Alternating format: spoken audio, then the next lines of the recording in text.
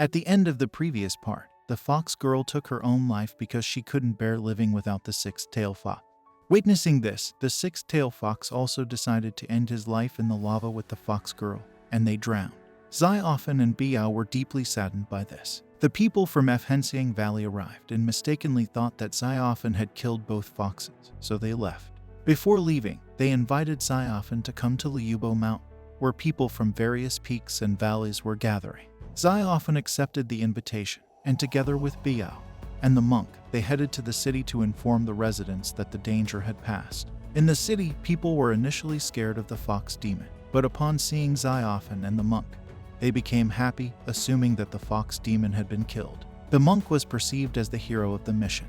When asked how he killed the fox, the monk claimed it was easy, relieving the people's fear. Biyao cautioned them not to go back to the cave, explaining that their fear was caused by an alien beast, not the fox demon.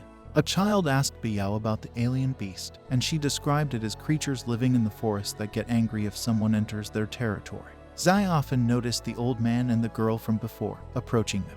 The girl recognized Xiaofan and mentioned meeting again. Xiaofan then asked the old man a question but was asked to pay 10 coins. Lacking money, the girl vouched for Xiaofan, saying he was from the Qingyun Sect and would pay later. The old man agreed, and Xiaofan asked if there were demons in the world who were actually humans. The old man replied that people tend to think everyone is the same and only focus on the negative.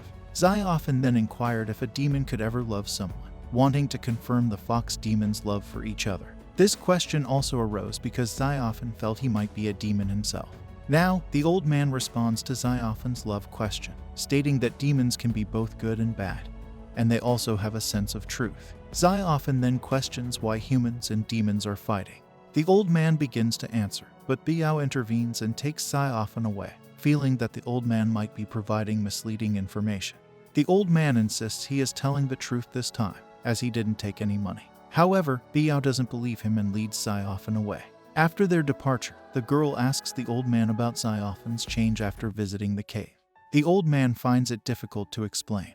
Later, Xiaofan, the monk, and Biyao rest at a hotel in the same city. Xiaofan, unable to sleep, wanders around the hotel. He discovers Biyao standing under a tree in the rain and offers her an umbrella. Xiaofan asks her why she isn't resting, and Biyao wonders why he isn't sleeping either. Xiaofan shares that he cannot sleep.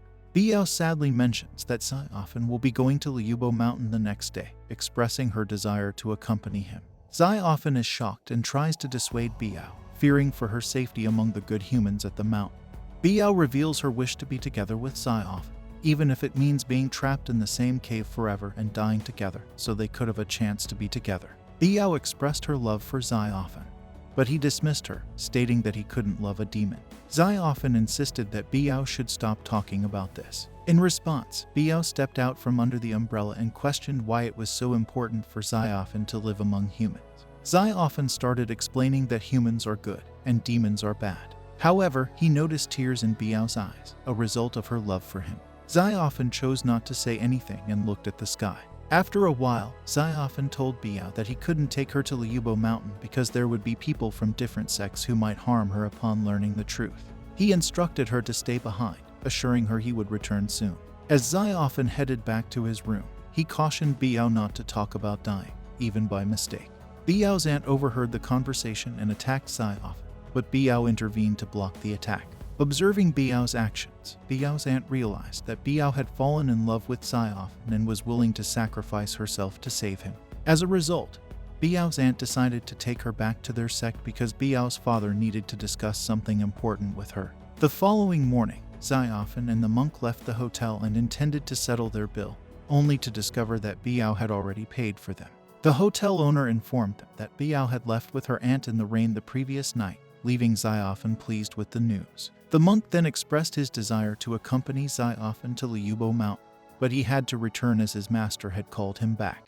Before leaving, the monk inquired if Xiaofan liked Biyao, and suggested he go after her. Xiaofan responded that it wasn't the right time, and the monk bid farewell. Subsequently, Xiaofan began his journey to the mountain with the help of his stick. It took him 2 to 3 days to cover the 7,000-mile route. Upon reaching the mountain, he noticed an island and realized it was the designated place. However, Xiaofan observed humans and demons engaged in conflict on the island. Perplexed, he decided to investigate. Suddenly, the demon from earlier spotted Xiaofan and attacked him in retaliation for the companion Xiaofan had previously killed. The demon informed Nian about Xiaofan's presence, prompting Nian to order the demon to kill Xiaofan. The demon relentlessly attacked Xiaofan, who managed to throw him away in self-defense. Observing this, one of Nian's servants attacked Xiaofan with his sword, but Xiaofan managed to repel him. Subsequently, the hunter's demon and the fan's demon took turns attacking Xiaofan, who skillfully escaped from both. Seeing their combined efforts, Nian's servant joined them in moving towards Xiaofan with the intention to kill him. Just then, Song, Zoe, and Dice arrived, rescuing Xiaofan with the help of other students from the Big Bamboo Peak. With everyone present, Nian declared that they wouldn't be allowed to leave. The demons separated and engaged in battles with Xiaofan and his friends. Xiaofan broke the weapon of one demon and intervened to help Zoe in her struggle against the hunter demon. In response, the demons regrouped, and Nian expressed concern about preserving the reputation of the blood refining hall. The demons resorted to their old techniques, generating dust to obscure vision. Despite repeated attacks, Xiaofan's blood began to flow, activating his stick. When Nian attempted to attack Xiaofan and seize his weapon, the weapon absorbed Nian's powers and transferred them to Xiaofan. Panicking, Nian sought help from other demons, but Xiaofan pushed them away. Nian persisted in attacking Xiaofan, but suddenly, the demons were assaulted by the power of the fire element. The leader of the Big Bamboo Peak revealed himself as the source of these attacks. Witnessing their leader, Nian and the other demons fled. Due to the influence of Nian's powers, Xiaofan felt strange and was approached by Zoe and the Peak leader, who took him to their place of residence. The Peak leader's wife expressed joy upon seeing Xiaofan.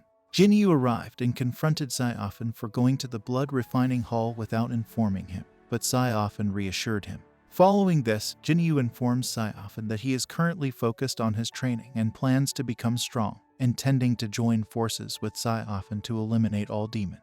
Meanwhile, Xiaofan notices James and Zoe having a conversation from a distance. Jinyu then reveals to Xiaofan that James and Zoe are engaged and will soon be married. This news deeply saddens Xiaofan, and the surge of demonic power overwhelms him as he loved Zoe. Xiaofan begins reminiscing about the moments he shared with Zoe, and his anger manifests as a red aura. Observing this, Jinyu is confused and doesn't understand what's happening. In response to his emotions, Xiaofan lets out a loud scream, leaving everyone present shocked. This brings an end to our episode. If you enjoyed it, then don't forget to like, share, and subscribe.